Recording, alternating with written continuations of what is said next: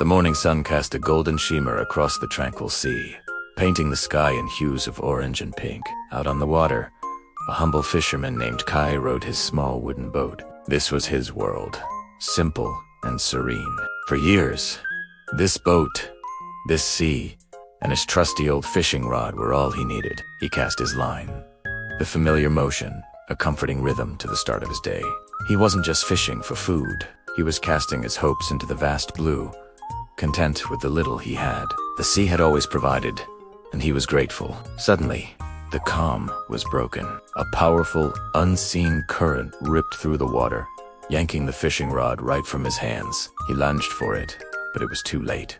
He watched, helpless and heartbroken, as his only means of survival, the tool that had fed him for years, vanished into the deep, dark water. The silence that followed was heavy, filled with the weight of his loss.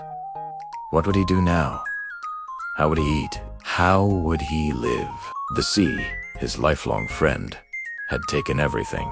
Despair washed over him like a cold, relentless wave. Just as a single tear traced a path down his weathered cheek, the water before him began to shimmer and glow. A moment later, the surface broke, and a breathtaking figure emerged. It was a mermaid, her hair like spun moonlight, and her tail a dazzling mosaic of emerald and sapphire scales. Her eyes, the color of the deep sea, held a gentle kindness.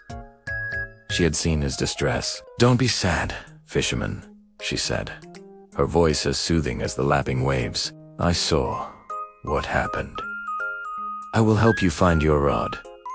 Before he could even respond, she dove back beneath the surface. A few moments later, she reappeared, holding something that blinded him with its brilliance. It was a fishing rod made of pure, gleaming gold studded with precious jewels that sparkled in the morning light.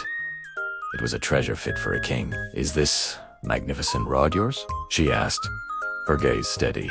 Kai looked at the golden rod, then back at his empty hands and patched up clothes. The temptation was immense. This one rod could change his life forever, buy him a new boat, a house, everything he ever dreamed of.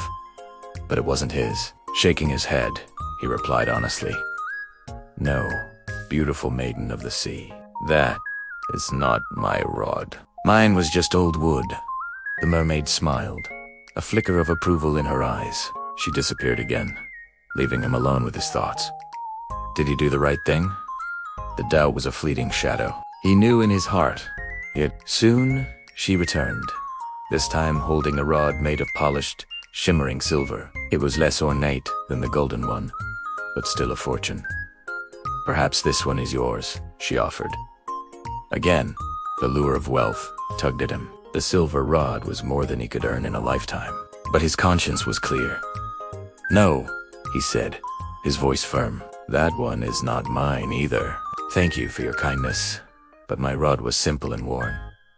The mermaid's smile widened, her entire face lighting up with admiration for his unwavering integrity.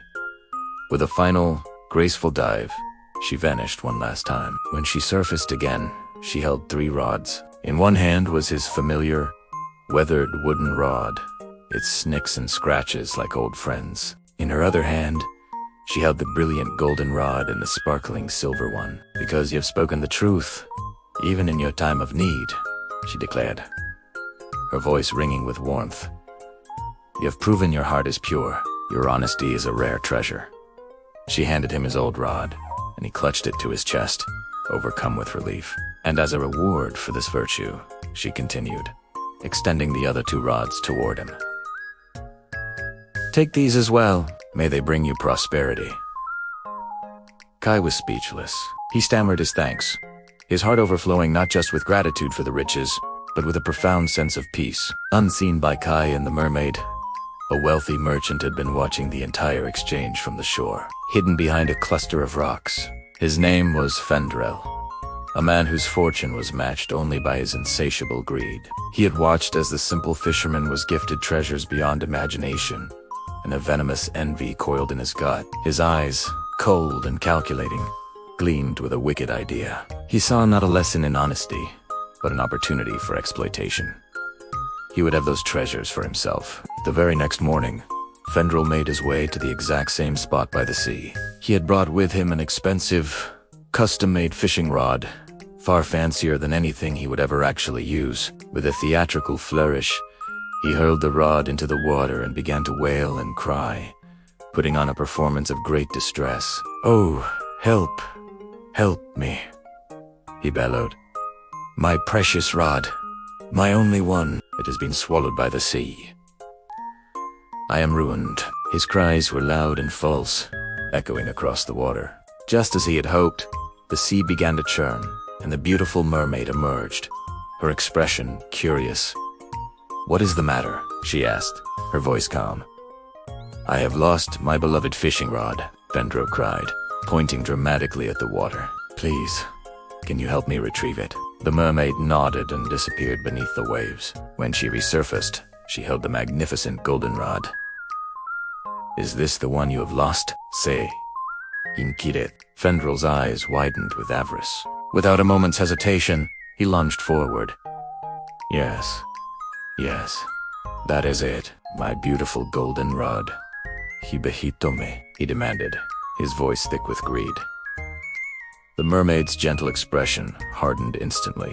The warmth in her eyes turned to ice. She saw the lie and the avarice clouding the man's soul. "You speak with a false tongue," she said, her voice now cold and stern. "I offered this to a poor fisherman yesterday, and he, in his honesty, refused it. You, who have everything, claim it without shame." Fendrel's face fell as he realized his mistake. He opened his mouth to protest, to spin another lie, but it was too late. Disappointment and disgust were clear on the mermaid's face. "Your greed has revealed the truth of your heart," she declared, and with those final, cutting words, she turned and slipped back into the depths, taking the goldenrod, the silver rod, and even Fendrel's fancy rod with her. Fendrel stood on the shore, dripping wet and utterly defeated. He was left with nothing. The sea was calm once more, as if nothing had ever happened. He had come seeking to multiply his wealth through deceit, but his greed had cost him everything.